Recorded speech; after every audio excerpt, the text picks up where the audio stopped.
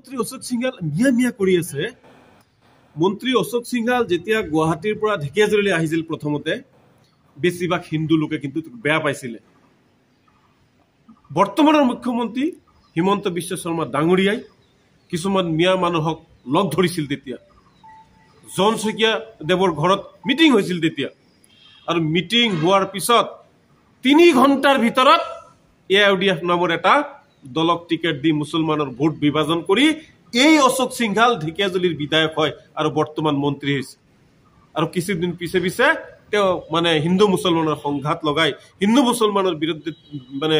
তীব্ৰ বেয়া মন্তব্য কৰে এই অশোক সিংহাল ডাঙৰীয়া যেতিয়া ইয়াতে আহিছে ঢেকিয়াজুলিত আহিছে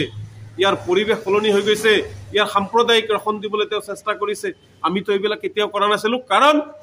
শহীদ নগৰী ঢেকিয়াজুলিৰ ঐতিহ্য শহীদ নগৰীৰ এটা মান সন্মান গৌৰৱ মৰ্যাদা আছে কিন্তু আজি ভাওনাৰ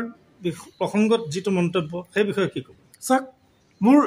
ভূপেন হাজৰিকাৰ সেই কালজয়ী গীতটোলৈ মোৰ মনত পৰিছে আজিৰ অসমীয়াই নিজক নিচিনিলে অসম ৰখাতলে যাব ভূপেন দাই জানিছিলে তেওঁ চিন্তা কৰিছিলে যে এটা দিন এনেকুৱা আহিব অসমৰ ৰাজত্ব বনিয়া গোষ্ঠীলৈ গুচি যাব অশোক সিংহালৰ অৱদান অসমত কি আছে কোনো অৱদান নাই ঢেকিয়াজুলিত কি অৱদান আছে ঢেকিয়াজুলিৰ মানুহখিনিক লৈ ৰাজনীতি কৰিছে তেওঁলোকে ব্যৱসায় কৰি আহিছে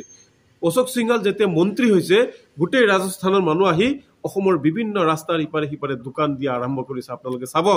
আৰু শেহতীয়া ভাওনাক লৈ যি তীৰ্য মন্তব্য কৰিছে এই আমি নেমচৰ ফালৰ পৰা ধিক্কা দিছো আৰু অশোক সিংহাল ডাঙৰীয়াৰ প্ৰতি আমি দেখিছো অসমীয়া মানুহখিনি এতিয়াও বহি আছে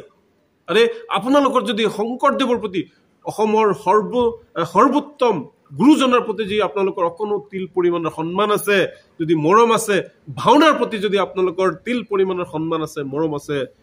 আপোনালোকে ঘৰত বহি নাথাকিব গুৰুজনাক অপমান কৰাটো আপোনালোকে ভাল পায় নেকি মই আজি প্ৰশ্ন কৰিছো সমগ্ৰ অসমীয়া জাতিটোক মই প্ৰশ্ন কৰিছো গুৰুজনাক যদি কোনোবাই অপমান কৰে আপোনালোকে ভাল পায় নে বেয়া পায় সেই বিষয়টো আমি চাম মই বদৰুল ইছলামে চাম গুৰুজনাৰ প্ৰতি আপোনালোকৰ কিমান মৰম আছে আৰু সন্মান আছে